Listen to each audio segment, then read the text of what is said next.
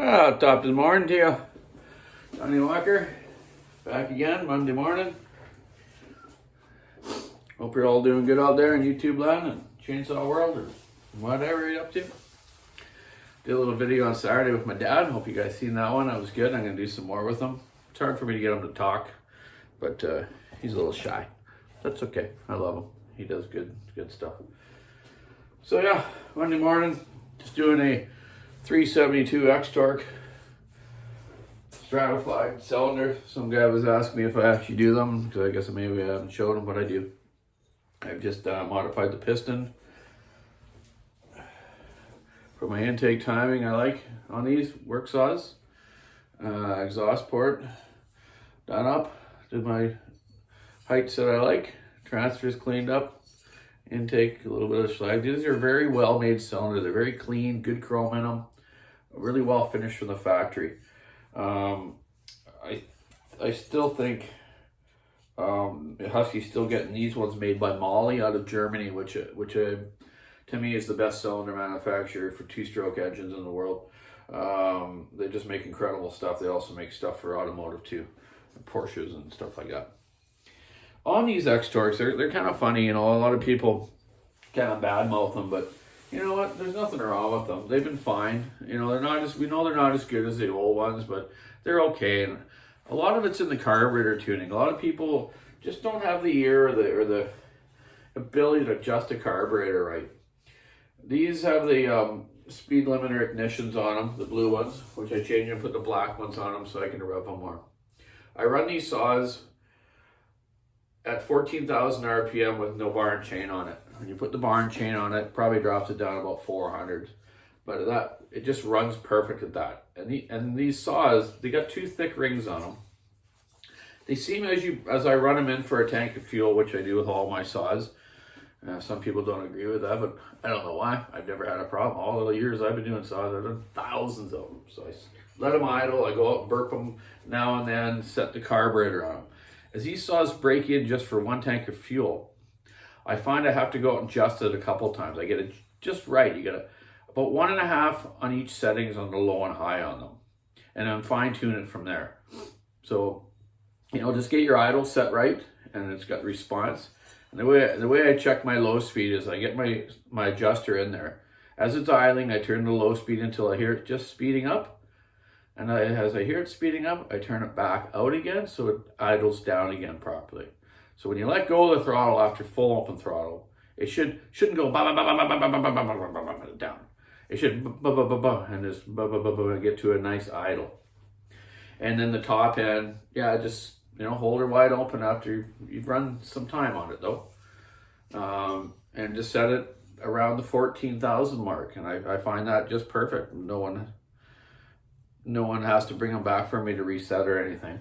But they got good power. There's nothing wrong with them. I got, buddies running 32-inch bars on these. One buddy runs 32-inch 404 on it.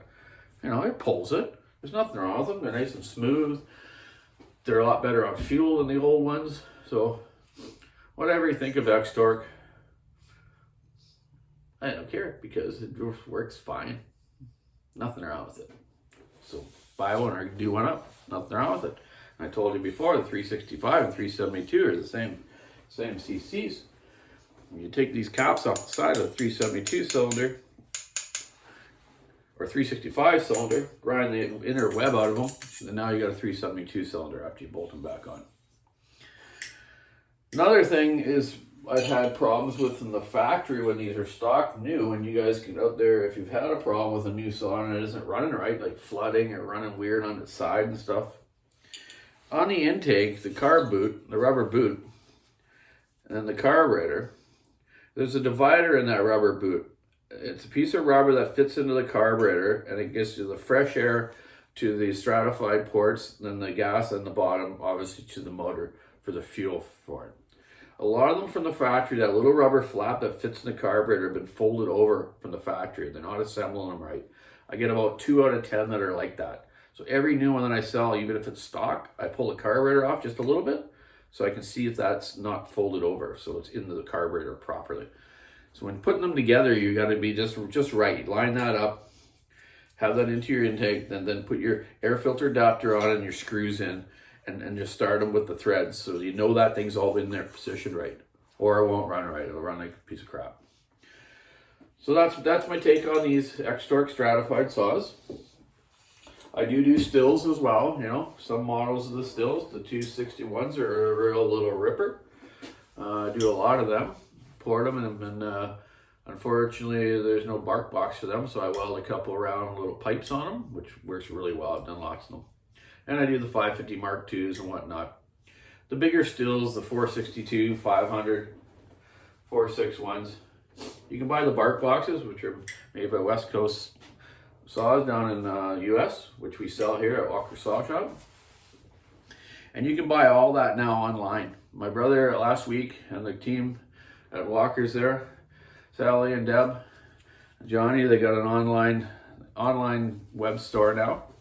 So you can go to walkersawshop.com and do your shopping. Buy those bark boxes, buy everything, apparel, saws, you name it. Read a little history about our family, how the business got started with my mom and dad and myself. Then Johnny come aboard, and Johnny bought the business, and we all work for him now and have a good little team there. So yeah, check it out. I just looked at it this weekend for the first time, and because I'm so busy all the time, I never get a chance to do it. But Deb's been coming back, and Sally, and talking to me about stuff, and then I give them input or pictures to put in there and whatnot.